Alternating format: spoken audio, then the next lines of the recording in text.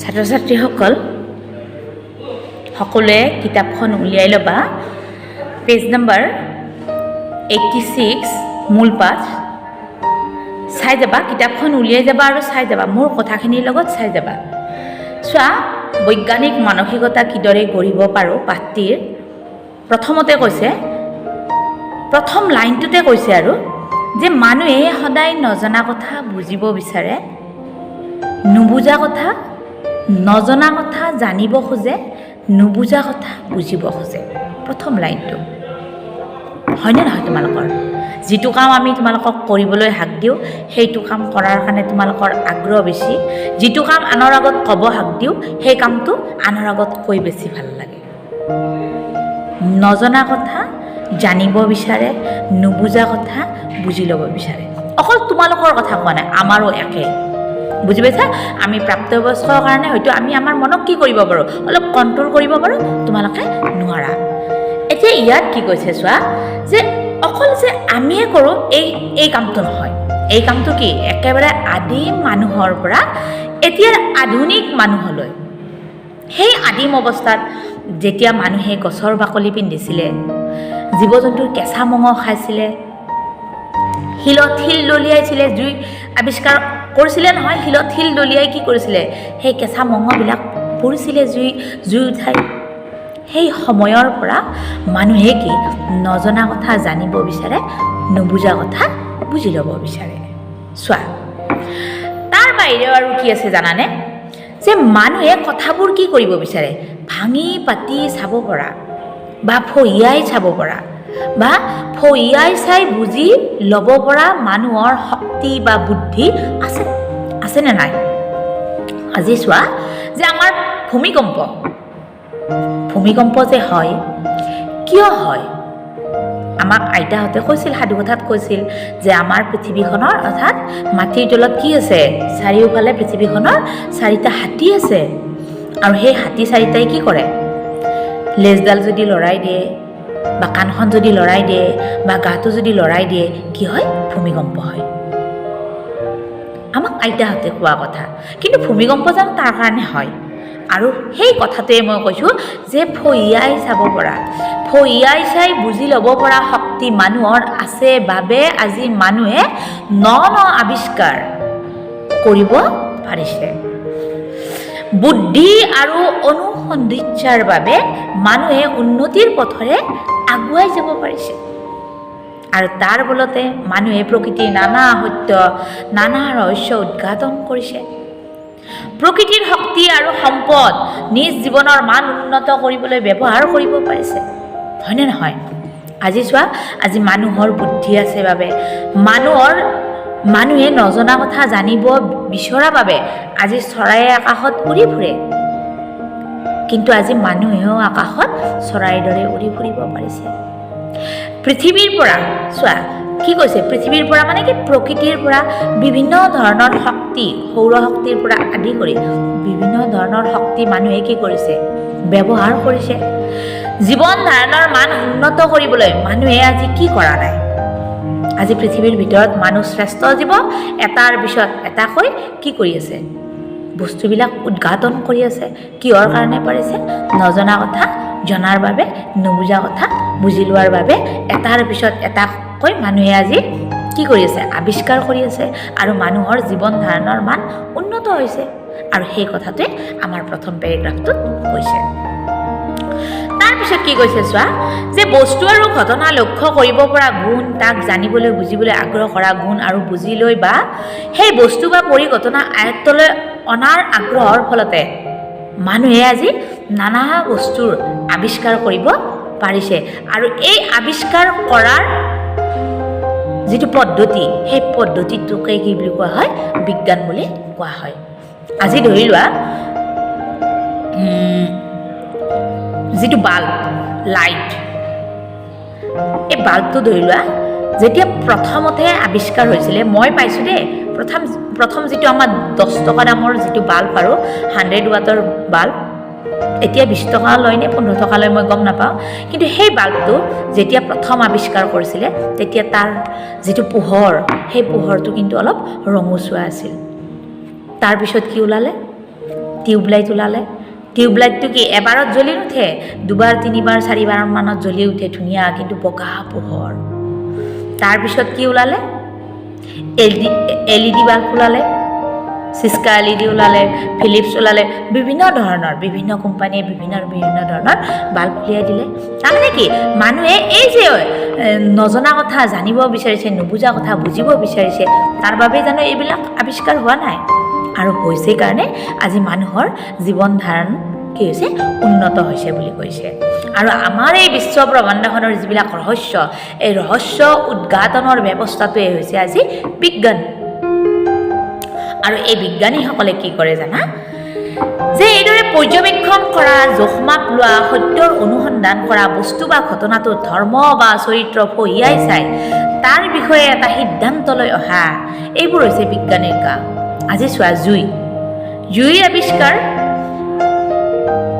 হোৱাৰ পিছত জুইনো কি চৰিত্ৰ, জুইনো কি ব্যৱহাৰ, জুইনো কি কৰিব পাৰে, এইবোৰ আমি কি কৰিব লাগিব?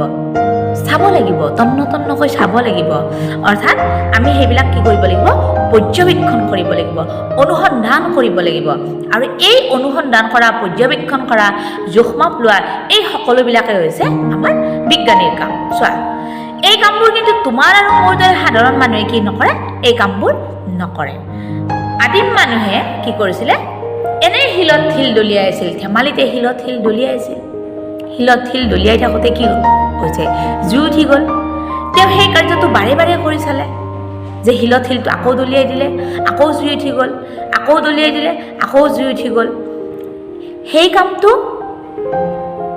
চোৱা, যে সেই সময়ত আদিম মানুহ এজনে কৰিছিল। আৰু আমাৰ বৰ্তমান বিজ্ঞানীজনে কি কৰিছে? তেওঁ জুই ধৰ্ম অধ্যয়ন কৰিছে, জুই নানা ব্যৱহাৰ আয়ত্ত কৰিছে, জুইনো কেনেকৈ সংৰক্ষণ কৰিব পাৰি, কেনেকৈ ধৰি ৰাখিব পাৰি, জুইটো কেনেকৈ বিয়পি নাযায়, সেই কামখিনি আমাৰ আজিৰ বিজ্ঞানীজনে কৰিছে। আজি চোৱা, আজিৰ বিজ্ঞানীজনে সেই কামটো তন্নকৈ কৰাৰ বাবে, পৰ্যবেক্ষণ কৰাৰ বাবে আজি আমি বৰ্তমান সময়ত জুইটো পকেটত লৈ ঘূৰিব পাৰোঁ নে নোৱাৰোঁ? পকেটত লৈ ঘূৰিব পাৰোঁ। গতিকে আজিৰ বিজ্ঞানীজনে কি কৰিছে? যে পৰ্যবেক্ষণ কৰিছে, আৰু সেই পৰ্যবেক্ষণ কৰাৰ বিনিময়ত আমি আজি উন্নত, তাৰমানে কি জীৱন পদ্ধতি আমি কি কৰিব পাৰিছোঁ? অৱলম্বন কৰিব পাৰিছোঁ।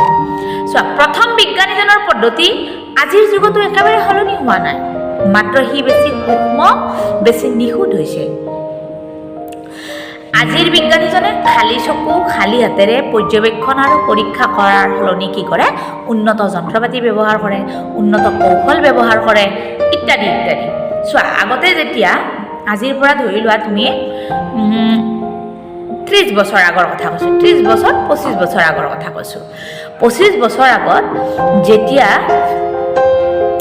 এজন মানুহৰ বেমাৰ হৈছিল, ৰোগ হয়, তেতিয়া কি ডক্তৰৰ ওচৰত লৈ যোৱা যায়। আৰু ডক্তৰে কি কৰে? বেজী দিয়ে, ইনজেকশ্যন দিয়ে। এই ইনজেকশ্যন যে দিয়ে, ইনজেকশ্যনটো দিয়াৰ সময়ত কি কৰে? এটা আইনাৰ চিৰিঞ্জ, আমিতো বৰ্তমান সময়ত যদি ইনজেকশ্যন লওঁ, প্ৰতিটো ইনজেকশ্যনৰ বাবে কি বেলেগ বেলেগ চিৰিঞ্জ। কিন্তু আজিৰ পৰা 20 বছৰ আগত, 25 বছৰ আগত কি কৰিছিলে? এটা চিৰিঞ্জ, মাত্ৰ এটাই চিৰিঞ্জ। সেই চিৰিঞ্জটো কি কৰে?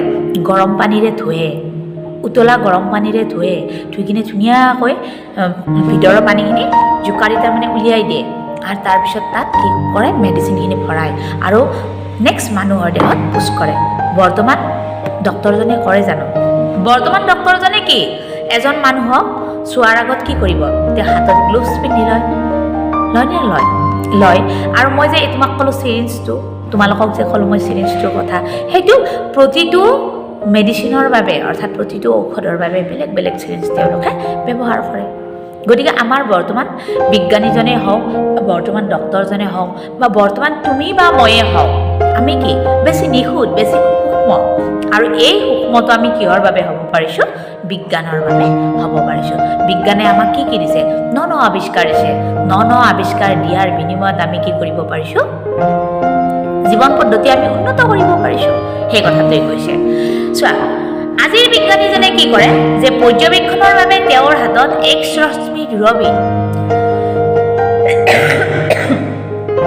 আলোকীয় বা ৰেডিঅ' দূৰবীন, অনুবীক্ষণ যন্ত্ৰ, লেজাৰ ৰশ্মি, অপটিকেল ফাইবাৰ এইবিলাক কি ইউজ কৰে। পৰীক্ষাৰ বাবে তেওঁৰ হাতত বিভিন্ন ধৰণৰ উন্নত তৰ্জুৰ পৰা আৰম্ভ কৰি বিভিন্ন ধৰণৰ বস্তু তেওঁৰ লগত, অৰ্থাৎ পদাৰ্থ কণা তৰ্কৰ দৰে হেজাৰ হেজাৰ বস্তু কি থাকে আজিৰ বিজ্ঞানীজনৰ হাতত থাকে, কিন্তু আগততো নাছিল। গতিকে এইবিলাক কিহৰ কাৰণে হৈছে?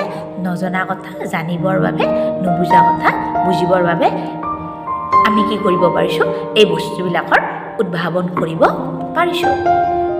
চোৱা, প্ৰথম যিজন বিজ্ঞানী আছিল সেই বিজ্ঞানীজনে নিজকে সোধা প্ৰশ্নবোৰ আছিলে এনেকুৱা ধৰণৰ যে জুই কেনেকৈ জ্বলে, যে এই জুই আমি এঠাইৰ পৰা আন ঠাইলৈ কেনেকৈ নিব পাৰোঁ। আৰু সেইকাৰণে তেওঁ কি কৰিছিলে? বিভিন্ন বস্তু তেওঁ কি কৰিছিলে? ঘঁহি চাইছিলে। আৰু আমাৰ বৰ্তমান বিজ্ঞানীজনে কি কৰে? নিজকে সোধা প্ৰশ্ন অলপ বেলেগ। আমাৰ বৰ্তমান বিজ্ঞানীজনে কি কয় যে মেলেৰিয়া জ্বৰ যে হয় কিয় হয়, কিহে এই ৰোগ বিয়পায়, কি কৰিলে এই ৰোগ এজন মানুহৰ পৰা আন এজন মানুহলৈ বিয়পি যোৱাত বাধা পৰিব, বা কি কৰিলে এই ৰোগ আমাৰ জনসাধাৰণৰ মাজত বিয়পি নপৰে। বৰ্তমান বিজ্ঞানীজনে নিজকে সোধা প্ৰশ্নবোৰ হ'ল এনেকুৱা। ঠিকেই যে মেলেৰিয়া ৰোগ যে হয় কিহৰ কাৰণে হয়? কিহৰ কাৰণে হয়? যে মাইকী এনফিলিছ মহে কামুৰিলে কি হয়? মেলেৰিয়া ৰোগ হয়।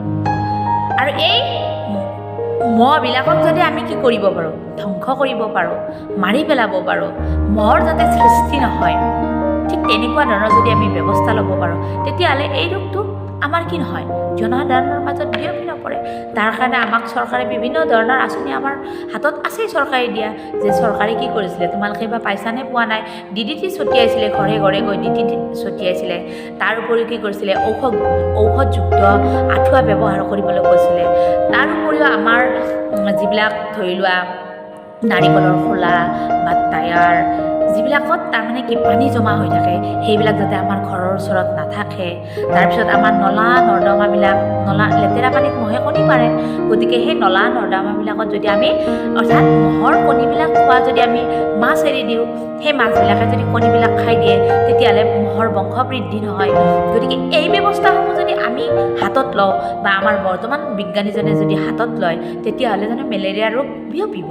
নিশ্চয়কৈ নিবিয়পে, হয়নে নহয়? আৰু বৰ্তমান বিজ্ঞানীজনে এই কথাটোৱে চিন্তা কৰে। তাৰপিছত কি কৈছে চোৱা, আৰু বৰ্তমান বিজ্ঞানীজনে কি ভাবে যে চৰাইবোৰ যে আকাশত উৰে, কেনেকৈ উৰে? আমাৰ দেউকা নাই, বতাহত উপঙি যাব পৰাকৈ আমি কিবা জানো সাজি ল'ব নোৱাৰোঁ। আৰু তাৰ কাৰণে ধৰি লোৱা আমাৰ বতাহত উপঙি যাব পৰাকৈ আমাৰ পেৰাচুট আছে, আমি জানো, সকলোৱে জানো। গতিকে আমাৰ বিজ্ঞানীজনেও কি কৰিছে? বৰ্তমান সময়ৰ বিজ্ঞানীজনেও কিন্তু আৱিষ্কাৰ কৰি উলিয়াইছে চৰাইৰ দৰে মানুহে উৰিব পৰাকৈ এটা ব্যৱস্থা। আৰু এইবোৰ কিহৰ কাৰণে হৈছে? নজনা কথা জনাৰ বাবে, নুবুজা কথা বুজিব বিচৰাৰ বাবে এই ব্যৱস্থাসমূহ আমি উলিয়াই ল'ব পাৰিছোঁ, আমাৰ জীৱন ধাৰণৰ মান উন্নত কৰিব পাৰিছোঁ। তাৰপিছত আমাৰ বিজ্ঞানীজনে, এতিয়াৰ বিজ্ঞানীজনে প্ৰশ্ন কৰে যে আমাৰ পৃথিৱীখনৰ জন্ম কেনেকৈ হ'ল, পৃথিৱীখনৰ আকাৰ কেনেকুৱা, বয়স কিমান, গঠন কি। এতিয়া আমাৰ পৃথিৱীখনৰ জন্মৰ বয়সটো এইটো জিঅ'গ্ৰাফিত আছে দেই, 5.56 বিলিয়ন, এইটো জিঅ'গ্ৰাফিত পোৱা কথা। বা পৃথিৱীখনৰ আকাৰ কেনেকুৱা, এইটো তোমালোকে সৰুতেই পাইছা, এটা সুমথিৰা টেঙাৰ দৰে। গতিকে এই কথাখিনি আমাৰ বৰ্তমান বিজ্ঞানীজনে চিন্তা চৰ্চা কৰে। এইবোৰ তুমি আৰু মই ভবা কথা নহয়। আমি যদি এইবোৰ কথা ভাবোঁ, আমাৰ দৈনন্দিন যিটো আমাৰ গতিধাৰা, এই গতিধাৰাত কি লাগিব? আউল লাগিব। আমি কিন্তু সৰুতে ভাবিছিলোঁ দেই, ময়ো ভাবিছিলোঁ, এই যে আকাশত তৰাবোৰ ওলায়, তৰাবোৰ কিয় মূৰৰ ওপৰত খহি নপৰে, চন্দ্ৰটো কেনেকৈ ওলায়, সূৰ্যটো ৰাতি কেনেকৈ নোহোৱা হৈ যায়, এইবোৰ কথা সৰুতে ভাবিছিলোঁ। তাৰপিছত ক্ৰমান্বয়ে যেতিয়া ছাৰহঁতে বুজাই দিলে, তাৰপিছত লাহে লাহে এই কথাবোৰ ব্ৰেইনৰ পৰা গুচি গ'ল। কিন্তু বৰ্তমান সময়ৰো সৰু ল'ৰা ছোৱালীয়ে এই কথাবোৰ ভাবে।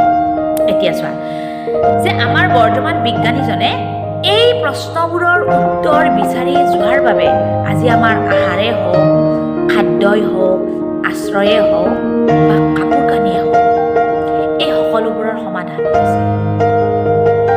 প্ৰকৃতিৰ নতুন নতুন নতুন দ্ৰব্য শক্তি বা পৰিঘটনা আমি আজি নিজৰ আয়ত্তলৈ আনিব পাৰিছোঁ বা জ্ঞানৰ পিয়াহ আমি কি কৰিব পাৰিছোঁ গুচাব পাৰিছোঁ আজি চোৱা আজি আমি যি চাউলটো খাওঁ যিটো আমি ভাত খাওঁ এই ভাতটোৰ কাৰণে আজি ধৰি লোৱা 30 বছৰ আগত 30 বছৰ আগৰ কথা কৈছোঁ যে 30 বছৰ আগত যদি এজন খেতিয়কে খেতি কৰিছিলে এবিঘা মাটিত খুব বেছি 8 পৰা 10 মোন ধান উৎপাদন হৈছিলে কিন্তু আমাৰ বৰ্তমান সময়ত এজন খেতিয়কে এবিঘা মাটিত 30 পৰা 35 মোন ধান উৎপাদন কৰে কিহৰ কাৰণে পাৰিছে বিজ্ঞানৰ কাৰণে নহয় জানো বিজ্ঞানে নতুন নতুন অৱদান দিছে নতুন নতুন সাৰ দিছে খেতিত যে সাৰ প্ৰয়োগ কৰা যায় দিছে আৰু যাৰ বিনিময়ত তাৰমানে এজন খেতিয়কে নতুন নতুন উন্নত পদ্ধতিৰ জৰিয়তে নতুন উন্নত বীজ প্ৰয়োগ কৰাৰ বাবে এবিঘা মাটিত 30 পৰা 35 মোন ধান কি কৰে উৎপাদন কৰিব পাৰে আৰু সেইটো কিহৰ বাবে হৈছে আজি বিজ্ঞানীসকলে নতুন নতুন প্ৰশ্নৰ উত্তৰ বিচাৰি যোৱাৰ বাবে কি হৈছে আমাৰ আহাৰে হওক আশ্ৰয়ে হওক আশ্ৰয়ৰ কথা তুমি ভাবা এটা বিল্ডিঙৰ ওপৰত এটা বিল্ডিঙত কিমানটা পৰিয়াল থাকে এইবোৰ জানো বিজ্ঞানৰে অৱদান নহয় কিন্তু আগতে মানুহে কি খেৰীঘৰ জানা নহয় খেৰীঘৰ হয়তো আমাৰ সমাজৰ পৰা নোহোৱা হৈ যাব এইটো মিউজিয়ামত থ'ব লাগিব আৰু কেইদিনমান পিছত নায়ে প্ৰায়ে নাই দেখাই পোৱা নাযায় কিন্তু সেই খেৰীঘৰত মানুহে কি কৰিছিলে বসবাস কৰিছিলে কিন্তু সেইবিলাক আমাৰ মাজৰ পৰা নোহোৱা হৈ গ'ল কিহৰ কাৰণে বিজ্ঞানৰ কাৰণে আৰু এই বিজ্ঞানৰ কাৰণে আমাৰ যিটো জ্ঞানৰ ভাণ্ডাৰ এই জ্ঞানৰ ভাণ্ডাৰটো আমি কি কৰিব পাৰিছোঁ টনকিয়াল কৰিব পাৰিছোঁ ঠিক আছে নেক্সট ক্লাছত মই 87 পেজ নম্বৰৰ একেবাৰে শেষৰ পেৰেগ্ৰাফটো আৰু নায়ে তাৰ পৰা মই তোমালোকক আৰম্ভ কৰিম আজিলৈ এই ভিডিঅ'টো তোমালোকে চোৱা ভালদৰে চাবা কিন্তু মনোযোগেৰে চাবা আৰু যদি কিবা বুজি নোপোৱা আছে মোক কুৱেশ্যন কৰিবা ঠিক আছে ধন্যবাদ